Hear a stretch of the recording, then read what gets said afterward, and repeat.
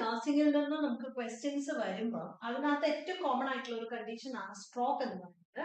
As we know like stroke രണ്ട് ടൈപ്പിലുണ്ട്, thrombotic stroke ഉണ്ട്, അതുപോലെ തന്നെ ഹെമറേജിക് സ്ട്രോക്ക് ഉണ്ട്. Thrombotic stroke is because of ഒരു thrombus or a clot, or haemorrhagic stroke is because of bleeding. Okay, അപ്പോൾ blood supply towards the cerebrum is reduces, and as a result of that cerebral hypoxia and ischemia will happen and the patient will show symptoms.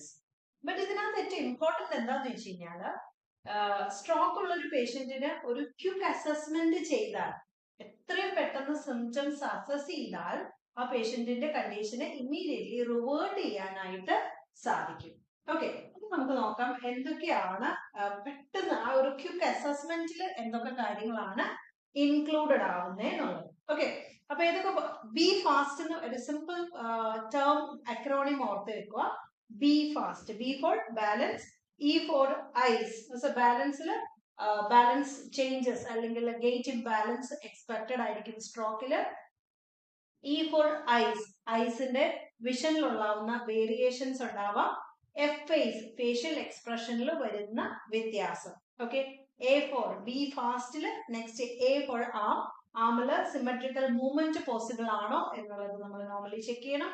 S for speech, slurring of speech ഉണ്ടാവാൻ chance ഉണ്ട്, so അത് check ചെയ്യുക. And time, which is symptoms start ചെയ്ത time not ചെയ്യുക. Because സ്ട്രോക്കിൽ നമ്മൾ treatment start ചെയ്യുമ്പോൾ, thrombolytic therapy start ചെയ്യുമ്പോൾ ആ ത്രോംബോലൈറ്റിക് തെറാപ്പി സ്റ്റാർട്ട് ചെയ്യേണ്ടത് ഒരു 3 മണി, സിംറ്റം തുടങ്ങി 3 മണിക്കൂറിന്റെ ഉള്ളിലാണ്. ഓക്കെ, അപ്പൊ ബി ഫാസ്റ്റ് ഓർത്തിരിക്കുക.